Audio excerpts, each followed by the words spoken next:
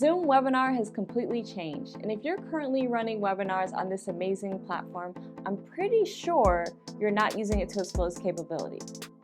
And if you have yet to host a webinar and you're thinking about it, stop right now.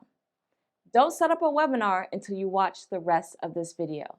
Zoom is an amazing, robust platform and very user-friendly. However, if you don't know how to dig deep in the back end and really look at what's going on in the settings, well, you're going to find yourself working very hard to get the results you want, or sadly, get the results you don't want. The first step when it comes to setting up a Zoom webinar isn't scheduling the Zoom webinar. In fact, I'm going to throw you into the deep end of the pool for those who don't know how to swim, and we're going to actually go to the Zoom settings so that your Zoom webinar experiences are very seamless, but also at the same time engaging.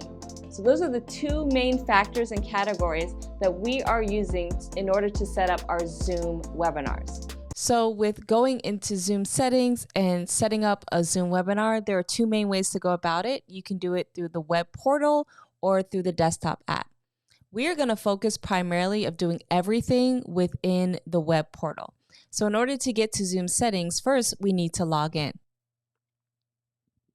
So as you can see here, this is the general web page, and you need to get to the Zoom homepage by going to zoom.us. So ZOOM.us, not .com, .us. If you already have a Zoom account, all you need to do is put in your email and your password and just click on the sign in button.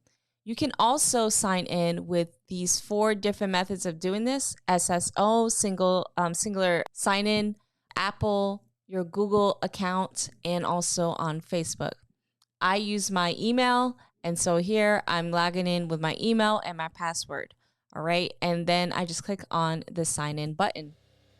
And then immediately it gives us what I call the Zoom dashboard. So here's the Zoom dashboard where you can see all of the different things. We talked about digging in deep. This is where you have to dig in deep to make your Zoom webinars amazing. And so we're going to do that right now by doing and first kicking this off with Zoom settings. In order to get to Zoom settings, over to the left-hand side of the screen, you will see the word settings. When you click on that,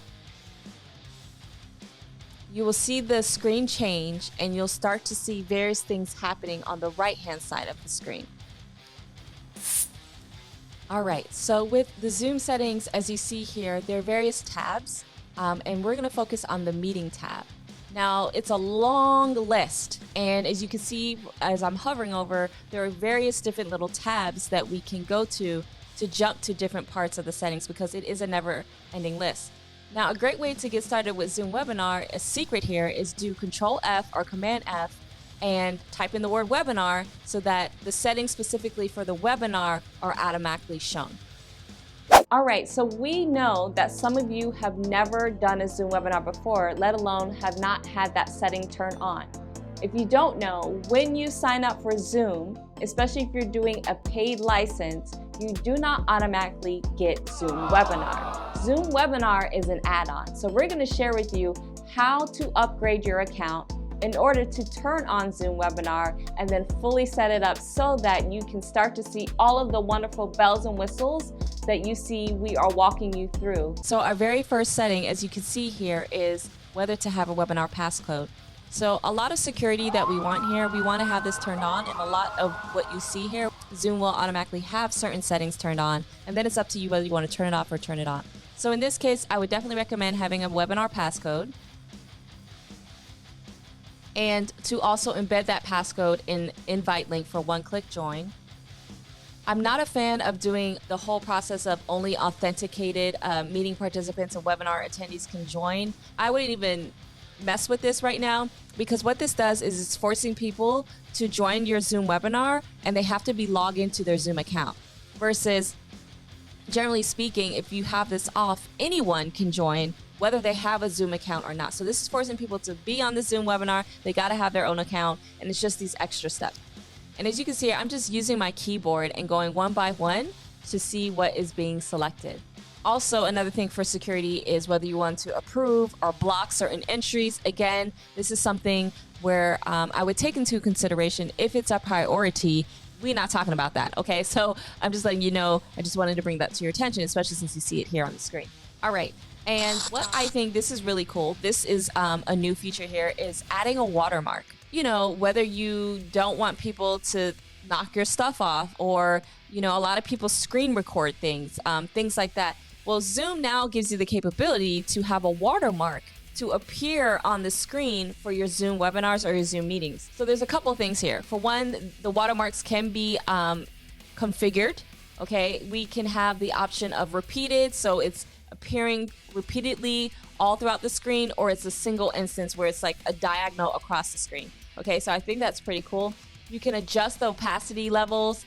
You can even look at where it's going to be visible, whether it's on the shared content if you're using the shared screen option, or video feeds, or both. So I think this is really cool that Zoom offers this. Each attendee sees their own email address embedded. So that's what the watermark is. It's their own email address. It's not like you're creating your own watermark. However, in order to make this happen, this option requires enabling only authenticating meeting participants and webinar attendees can join meetings and webinar. So scrolling back up there where we're talking about the authentication and things, that's when you would, this is an exception, right? This is always an exception to a rule. This is an exception as far as if this is what you want to do. And then when add watermark is enabled, meeting participants and webinar will need to authenticate prior to joining a session. Okay, so here is an instance where I could tentatively see this. At Live Video Lab, as to what we do, we provide corporate trainings as well, right? So even though we've hosted hundreds of people and organizations to help them do virtual experience on the Zoom platform, we also provide training, okay? So whether it's corporate training, our classes and things like that. And so a lot of times, especially some of the organizations, you know, I go in, whether it's virtually or in person, and I provide training on utilizing this amazing platform. So this is a prime example of utilizing this. And again, I would make the opacity pretty bright. And number two, I would make sure to have it both on the shared screen and also on video, not either or. All right, so let's get back to the Zoom settings. Now let's look at webinar templates. So I love that just opens up the world for creativity for Zoom webinar and setting it up. And then also it's opening up the world for you to be able to share it with others. So I think that's really cool. All right, next is webinar chat. With webinars, depending on the situation that you're doing, I love the fact that you can control how your attendees are interacting with each other. Okay, so for some people, it's going to be important where I'm only chatting with the host and panelists. Sometimes it'll be where they can't chat with anyone because you don't want to have any distractions. I would actually recommend doing this to kind of do like an on and off situation, which you can do directly in the Zoom application once you are running the webinar. But this is a great way to just have this setting or specific settings turned on by default, so that each time you're scheduling a new webinar, you don't have to worry about it. Panelists can chat, so you can control how the panelists chat and also the attendees chat. Okay, before that didn't be the case, and I love how they separated the two. Also, you can check or uncheck whether a panelist can send direct messages to other panelists. So maybe you have a large amount of people, or maybe you have just people meeting for each other that for the first time for panelists, and you don't want them to be distracted, because if they're chatting with each other, maybe they're going to miss a question and things. So you can turn that off and turn it back on. And also allow users to save chats from the webinar.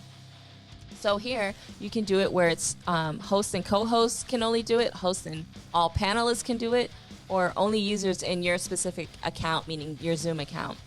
And also only users in your account can chat.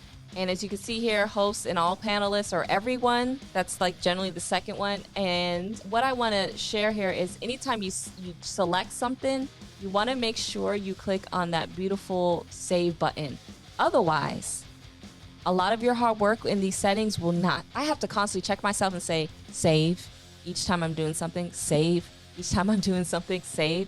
Otherwise, it's not going to save. And then you're going to wonder what's going on.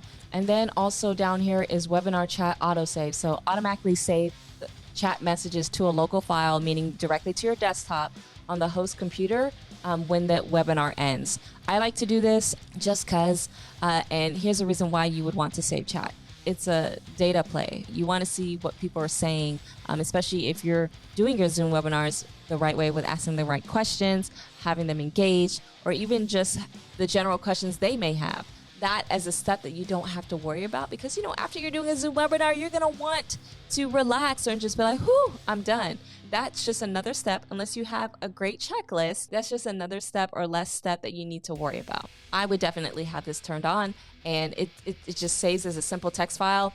And even if this webinar is for many hours, or you have like hundreds or thousands of people, it's not going to take up a lot of space on your computer. I promise.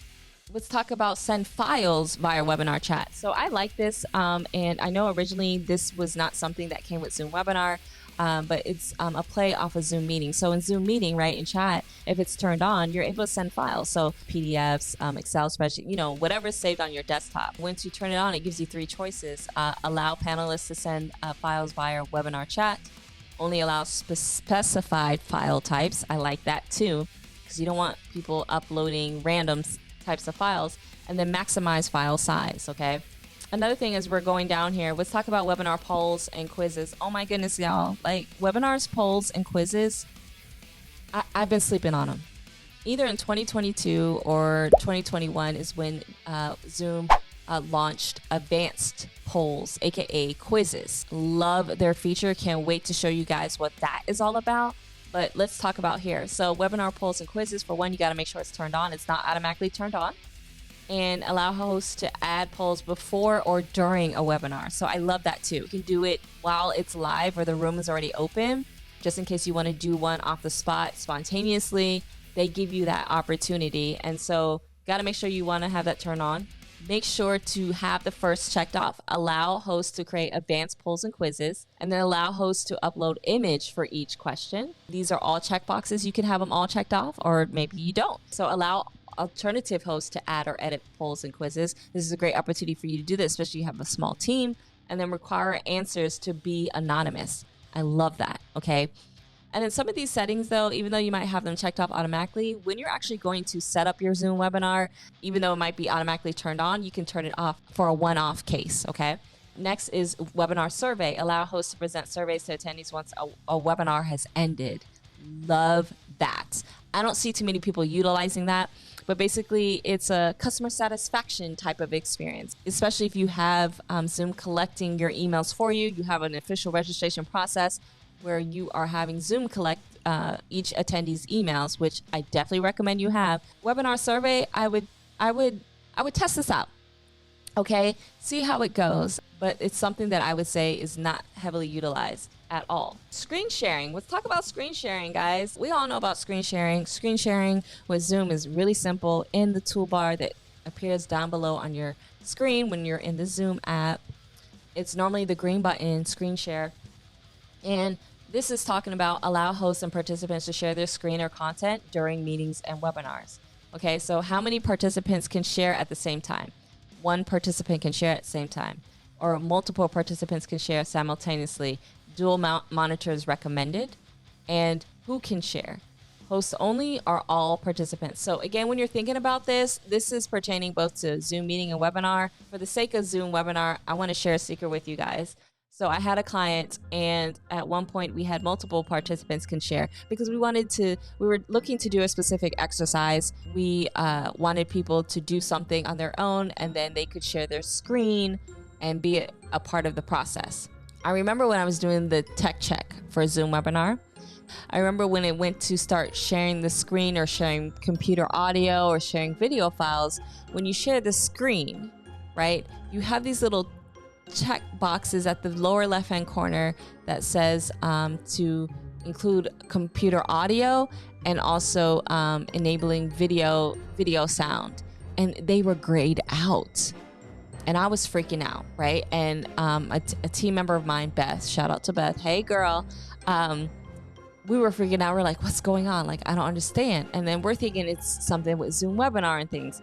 Long story short, I got on the phone with Zoom, and yes, you can actually do that. I got on the phone with Zoom, did all these different steps for troubleshooting. And then finally, we went into our Zoom settings, and the Zoom representative saved my life in that moment. And I was trying to keep calm as much as possible.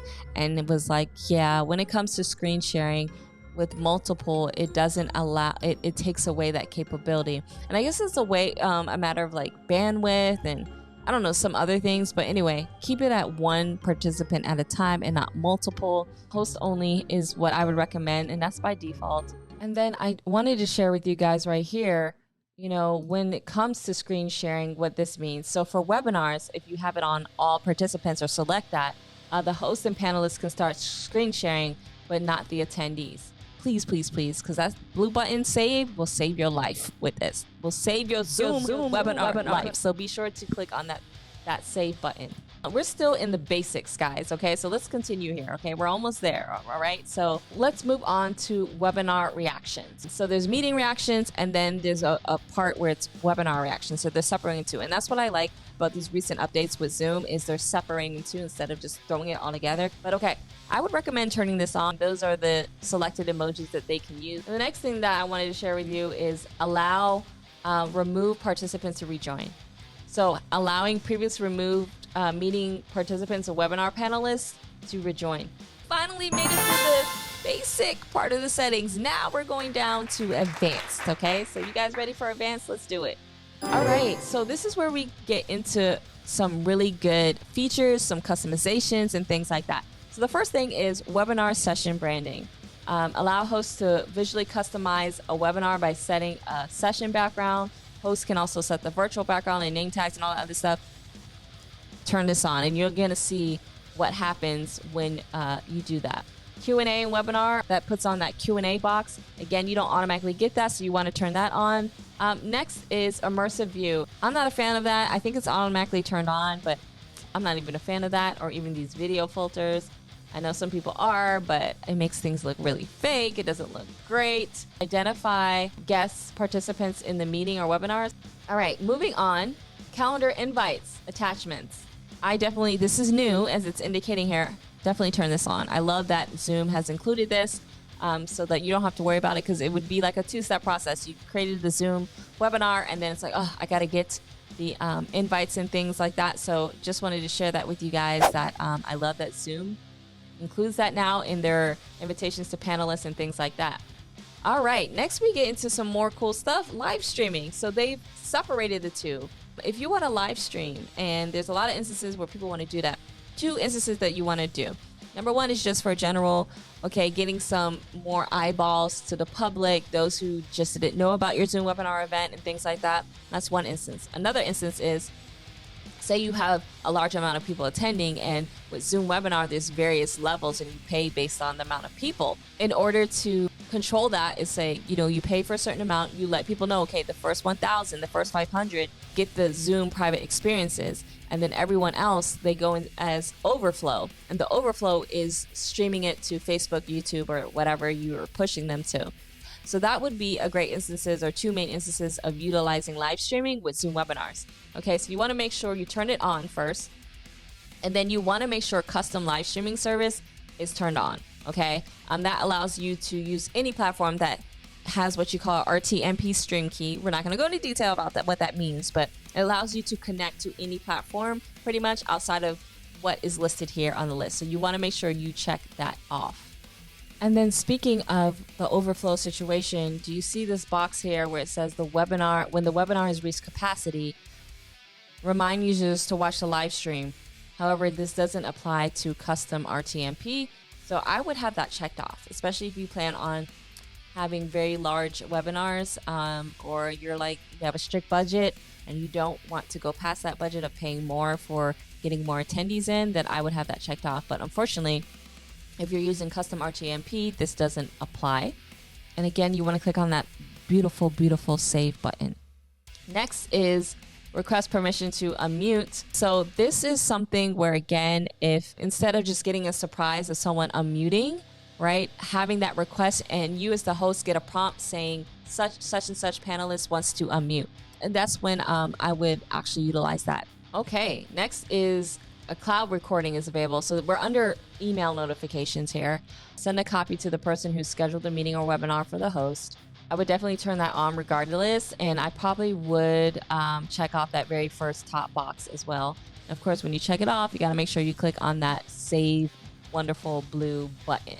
I think that's yeah. Okay, so we literally went through everything that when you do Control F or Command F, depending on which device. And next, let's do recordings. Okay, so for one, always have cloud recording turned on. No ifs, ands, or buts about it in local recording. So over here, you can see it's turned on to both.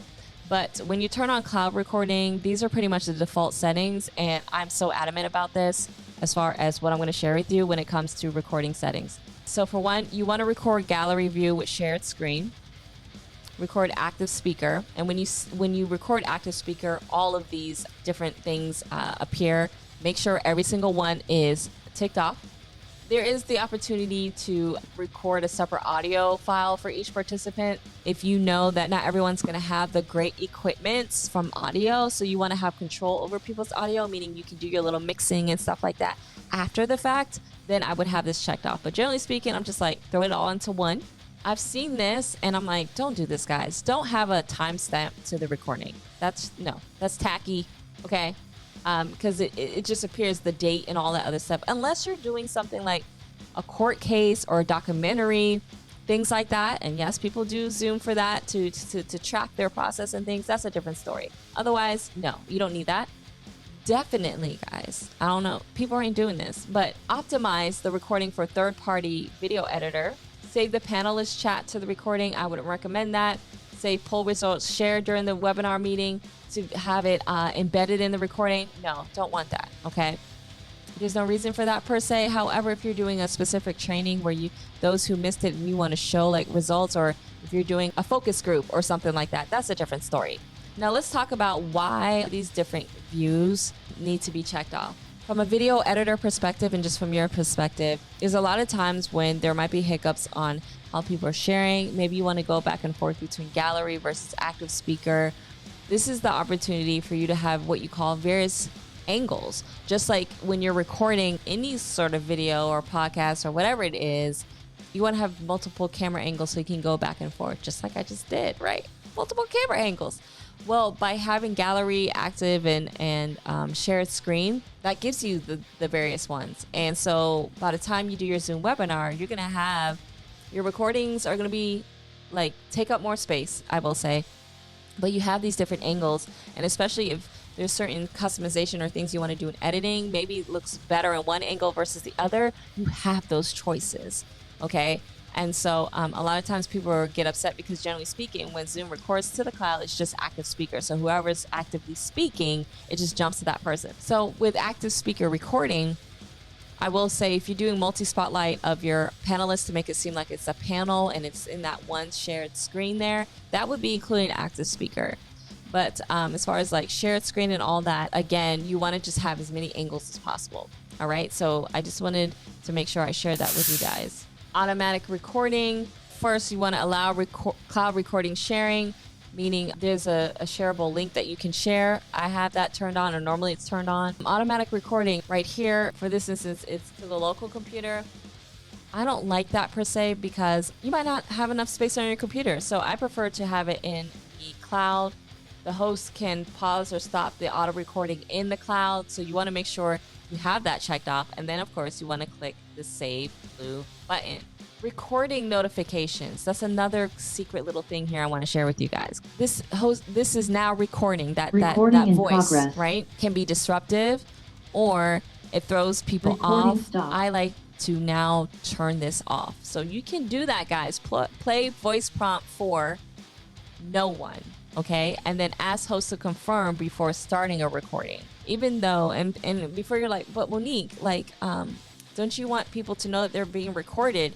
Yes. Well, even if I turn off that voice, you're still going to get a notification pop up on your computer screen or mobile device.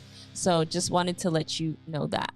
Whew, that was a lot, guys. I know it was a lot. It was a lot, but it needed to be done. Okay, and so what I want you all to walk away with here is, by seeing all what's possible, now you see that you need to be more intentional. You're not just, oh, let me quickly schedule this and throw up some slides and we're good. No, that's not what's happening here. By seeing all what's possible, I hope there's the creative gears and the juices that are going off in your head. All right. And so I'm so excited to share with you guys the rest of all of this. Okay. So be sure to subscribe because this is all part of a series, okay, about Zoom webinars. And I'm so excited to share with you the next part, which is scheduling the Zoom webinar. So a lot of times people want to do scheduling first and then possibly do some Zoom settings, webinar settings. Nah, we doing Zoom webinar settings first. And now we go to schedule, and you're going to see why it makes sense to do the Zoom settings first before we go to schedule. So be sure to subscribe and like this video, but more importantly, subscribe so you will be notified when how to schedule your Zoom webinar is released. And it's going to be a 2-part there because you're going to schedule it, but then the customization, all the new bells and whistles. Oh my goodness, I can't wait to share that with you guys. All right, so be sure to subscribe and I'll see you in the next video.